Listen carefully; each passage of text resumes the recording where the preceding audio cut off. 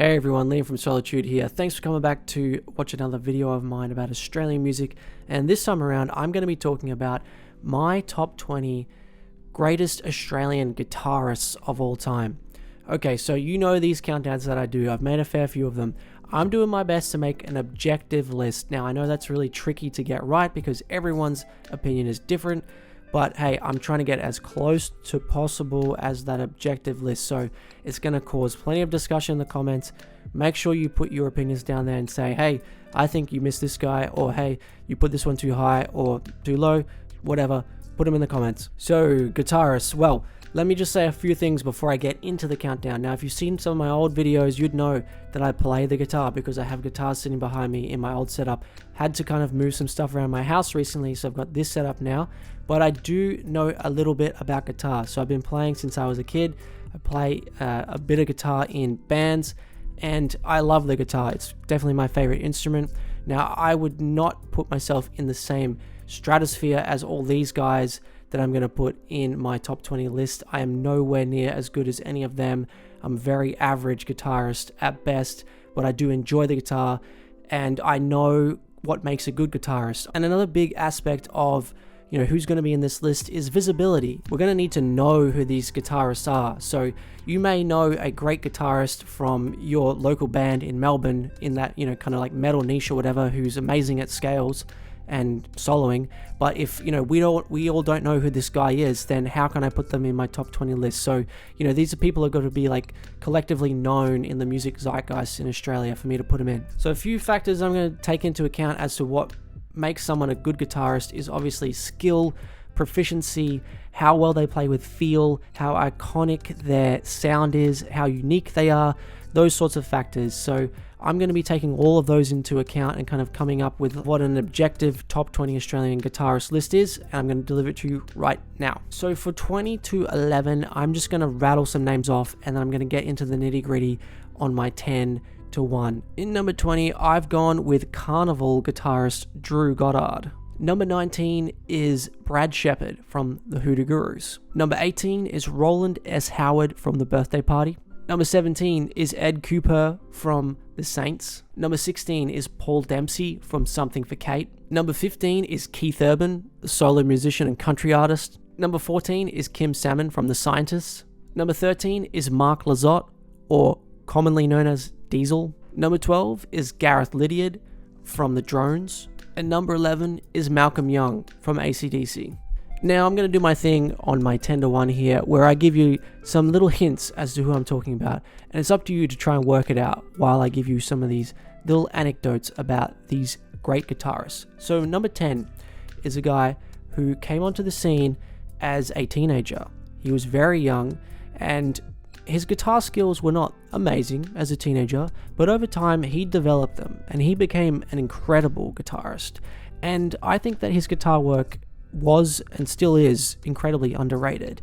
His peak kind of guitar skills kind of came through, I think, in the early 2000s, where he became a very experimental musician, and he not only played the guitar, he moved forward with other instruments like the piano as well, but his guitar skills kind of went to another level when his creative mind went to another level as well.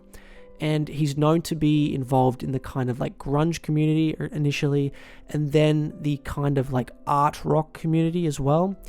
Now, this person unfortunately has kind of moved away from playing the guitar, and he doesn't really play the guitar much at all anymore. And this latest music that he's been putting out as a solo artist has been more synth-based, which disappoints a lot of people who like the guitar, including myself. But I think we got to remember this guy's skills as a guitarist because they were incredible.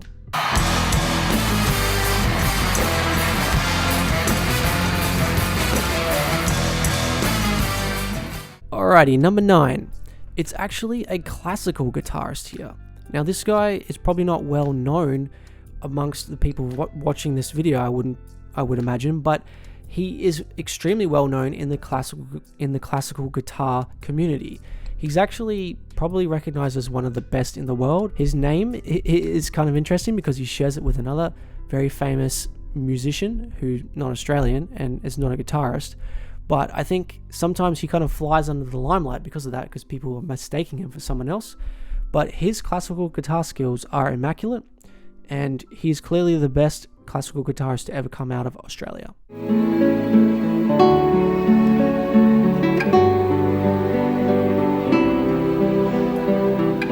Okay, next up is my number 8 position, and this guy is a solo artist who releases music under a singular name, and he writes metal music, and he's probably collectively agreed to be the best metal guitarist in Australia.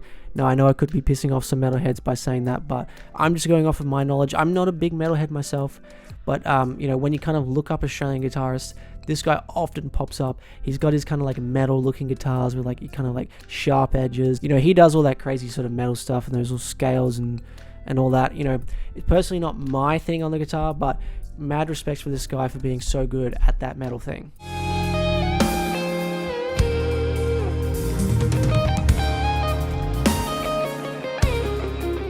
Okay, number 7, and this is my only female on the list, and it's not because of tokenism.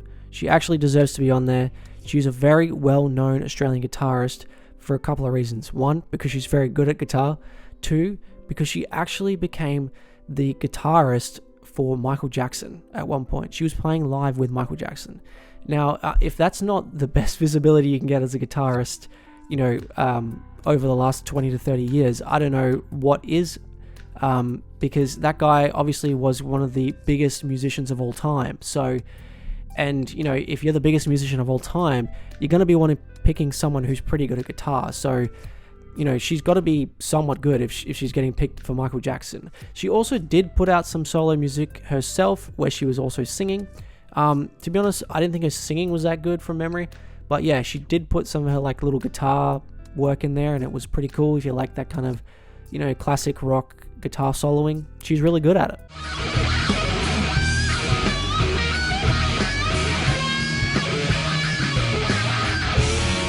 Alright, number 6. Now this guy, he's very well known in the music industry here in Australia for a lot of reasons. Production work is one, but also his guitaring. So he was in a very prominent band in the 80s in Australia, known to be political. But his guitar work, along with those political lyrics, was unmatched and, in my opinion, a little bit underrated. His guitar sound as well, it's so iconic. When you can hear his tone come through, oh, it's that band. But it's because of his guitar tone and the way he plays his instrument with his feel and his, pedals and his amp setup that he uses. It was quite influential as well in that kind of like pub rock scene. A lot of people kind of copied his thumpy rhythms and waily soloing. So you've got to give this guy a lot of credit. But he's iconic in Australian music because of the way he plays that guitar, and just some of the stuff that he came up with was really unique sounding and really cool.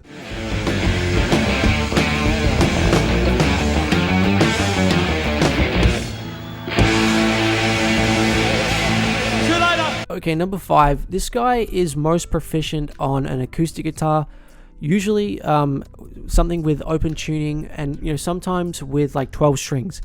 He was known to be a busker for a long time.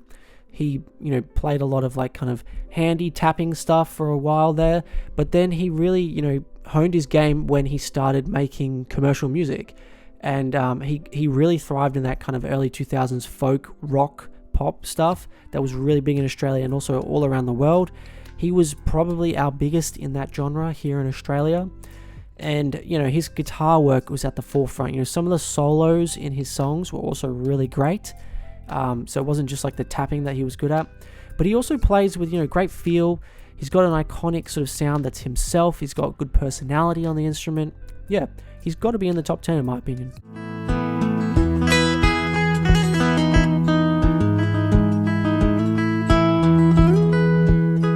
Okay, number 4. We're getting up to the big dogs here. Now this guy, I've got a lot of respect for this guy. I think that he is probably my personal favorite Australian guitarist of all time, but he was quite prolific in the late 90s and all throughout the 2000s in his band, where he was the lead guitarist and lead singer. And he played with like this rockabilly influence, which was interesting because not many people were doing rockabilly and and punk rock together. But this guy kind of pioneered that. He almost kind of, in a way, created a genre with his guitar work.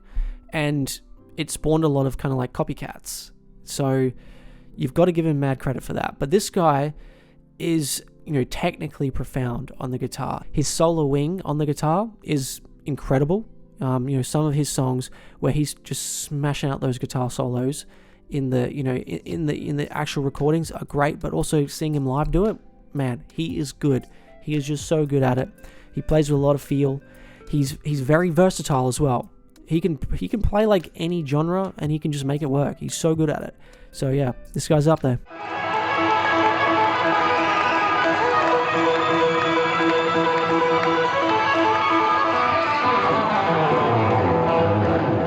Okay, number 3, we're going back to the 80s, pub rock scene, iconic Australian guitarist in an iconic Australian band. He can also really sing, this guy. Underrated singer, but his guitar work is mostly what he's known for. He did do a little bit of solo stuff as well, but he really pioneered the lead guitar work in the pub scene in the 80s. He was the guy. He was the one that everyone looked up to for playing those amazing solos and just that great guitar work at the forefront of his band. He's in a way, if it wasn't for the fact that his lead singer in his band was also such a great lead guy, this guy could be an amazing lead guy as a guitarist and a singer. He just, he draws a lot of attention and he's an amazing guitarist.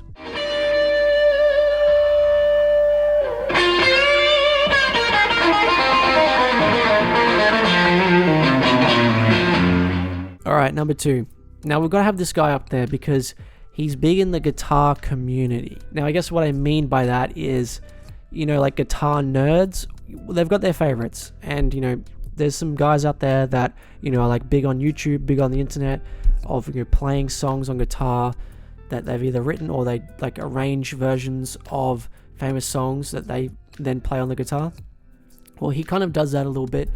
And he's extremely proficient at playing the acoustic guitar, this guy. He's very well known to be one of the best acoustic guitarists in the world. And he doesn't sing, but he kind of makes the guitar sing, in my opinion. That's kind of a good way of describing him. He, plays with so much feel and so much identity, and he is a very unique musician. And, when he touches a guitar, magic happens. So he's got to be number 2, in my opinion. And he's only topped by a guy who is iconic for different reasons.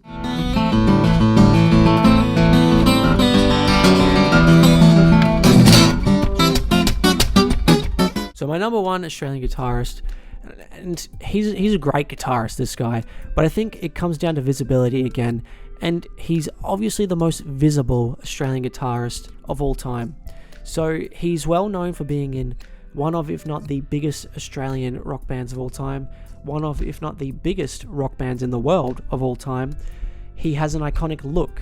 He dresses up like a school kid when he plays the guitar. He has like these little dances that he does when he plays the guitar that he's known for. He has amazing guitar solos that he plays in songs. And yeah, he just embodies Australian rock music. He's an identity. He's a figure. He could be he's like a guitar frontman. Often this band will have a picture of him embodying the band on like their album cover or on a piece of merchandise like a shirt. He is iconic, even more iconic than their singer in a way. So you've got to put this guy at number 1 as Australian guitarist, I believe. I think he deserves it.